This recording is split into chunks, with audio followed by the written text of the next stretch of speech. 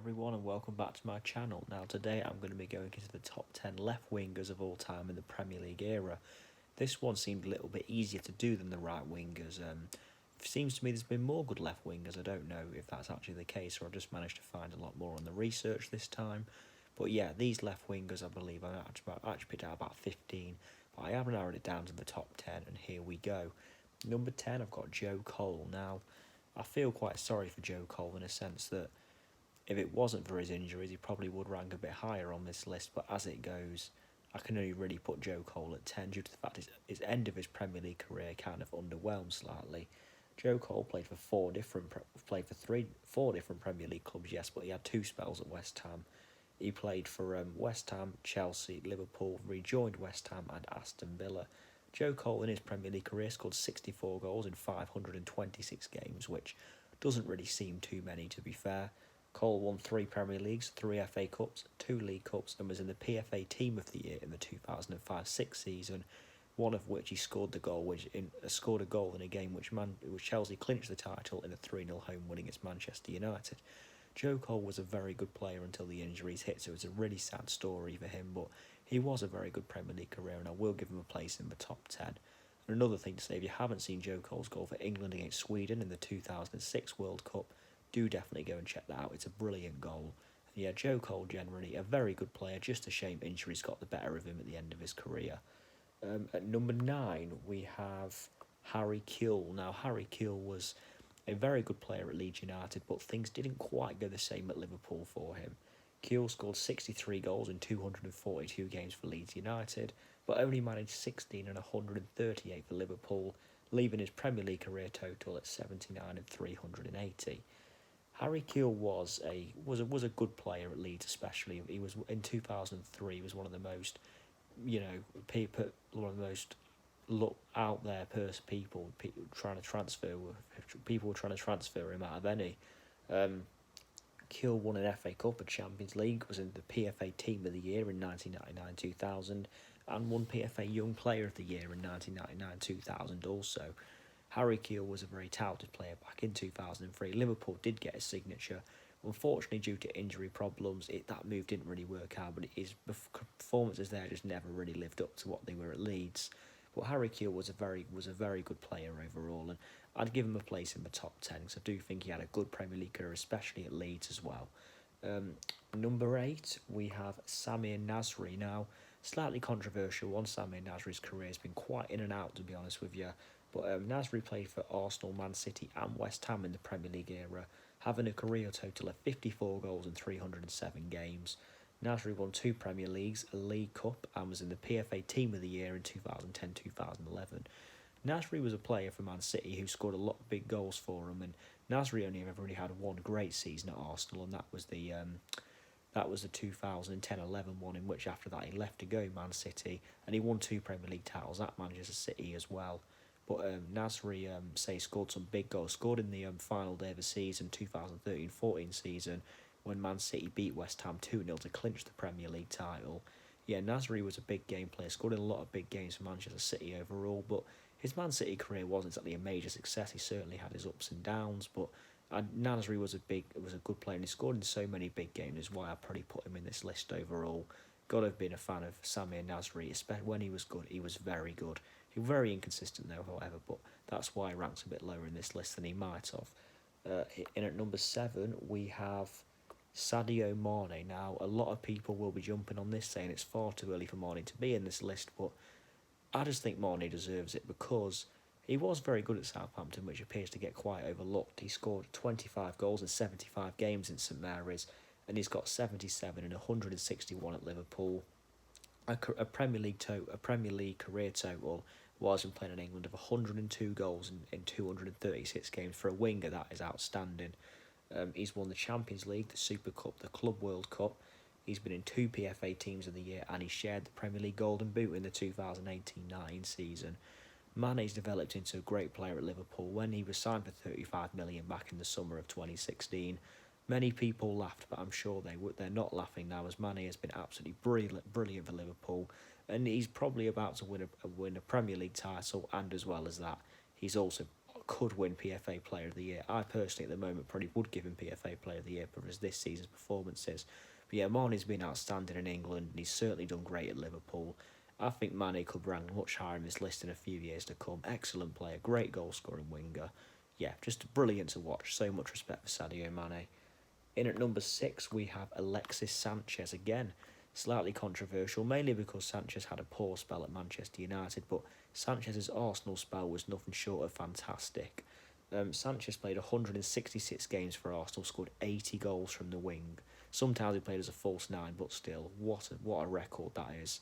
And then Manchester United unfortunately had an underwhelming record of just 5 goals in 45 games overall, and just 85 in 211 in his Premier League career. So for a winger, that is outstanding, no doubt about that. Sanchez won 2 FA Cups and was in the PFA Team of the Year in the 2014-15 season. Yeah, Sanchez has been brilliant in the Premier League. It's just a shame his Man United spell didn't work out for him, but it certainly did at Arsenal. Great player, and I'd say he deserves a place just because of how good he was for Arsenal in them few years. Number 5, David Ginola. David Ginola played for a few different Premier League clubs, Newcastle United, Tottenham, Villa and Everton. An overall goal scoring record of 34 in 269. Doesn't really sound an awful lot, but Ginola was a very good player. He only really won a League Cup at Tottenham in 1999, but Ginola was a very good player to watch, and he just had something about him, Ginola, which made him really good and very respected by many Premier League fans, which is why I do put him in this list quite high up as well. Not everyone would agree with that, but I think he deserves to be this high just because of how respected he was, and he was a very good player, despite not scoring loads and loads of goals. In at number 4, we have Robert Pires. Now, Robert Pires, an Arsenal invincible. Pires was a player who, it took time. He didn't just click straight away, Pires. He had to wait to become a good Arsenal player, but when he did, his career fully took off. 87 goals in 287 games. 2 Premier Leagues, 3 FA Cups, 3 PFA Team of the Years, and the Premier League top assist provider in the 2001-2002 season. Yeah, what a player Robert Pires was for Arsenal, and till his departure in 2006, just brilliant. He also had a spell at Aston Villa, Robert Pires did, where he only just got 1 goal in 12 games. This was a spell when Pires was coming towards the end of his career. He got 88 goals in 299 games overall in the Premier League, and while he was playing in England. So yeah, brilliant career in England Pires had. Just a shame that his Arsenal career maybe ended a little bit prematurely, just 2 years after he was an invincible. But yeah, excellent player Pires. Easily deserves a place high in this list, no doubt. Number 3, Eden Hazard. Now, Eden Hazard's numbers have never really been as good as what they could have. Hazard for Chelsea scored 110 goals in 352 games. Hazard did score in Europa League and an FA Cup final as well. Won 2 Premier Leagues, a League Cup, 2 Europa Leagues, an FA Cup, 4 PFA Team of the Seasons, PFA Young Player of the Year, and the PFA Player of the Year in the 2014-15 season. So Hazard definitely had a very decorated Chelsea career while he was in England, and he certainly produced some really good moments as well. There's some goals that I'd recommend you check out. The one against Arsenal in 2017 where he just skinned Francis Coquelin, and there is certainly some great moments Hazard produced in the Premier League. I think 3 is a fair position for him, to be honest, despite his numbers never being great. It's not always been Hazard's game as well. He offers an awful lot more, but yeah, terrific numbers, very good player. Yeah, I'd definitely say number 3 in this list. Number 2, Gareth Bale. Now, ranking Bale above Hazard was pretty difficult, but then I remembered just how good Bale was in his last few seasons at Tottenham. Gareth Bale scored 55 goals in 203 games for Tottenham, but 49 of them goals were in his last 3 seasons. Now, Bale did start his Tottenham career as a left-back, that's worth noting. And yeah, obviously Bale just, he had a bad winless run as a left-back as well. He didn't win for so many games, but then once he got going on the left wing, he was fantastic. A lot of that is down to Harry Redknapp for having faith in him as well, but Gareth Bale deserves near enough all the credit for creating himself. But yeah, Bale was brilliant. He got 3 PFA Team of the Years, PFA Young Player of the Year and PFA Player of the Year in 12-13. That 12-13 season, though, would be the one he did eventually depart to Real Madrid, where since, of course, he's had a very good career at Real Madrid as well, no doubt about that.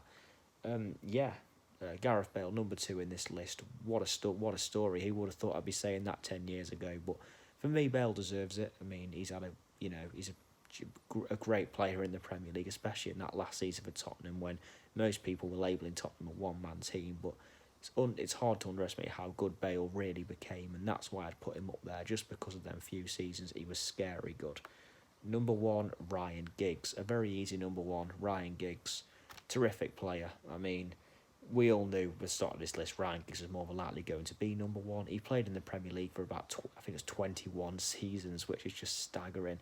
963 career games for Manchester United.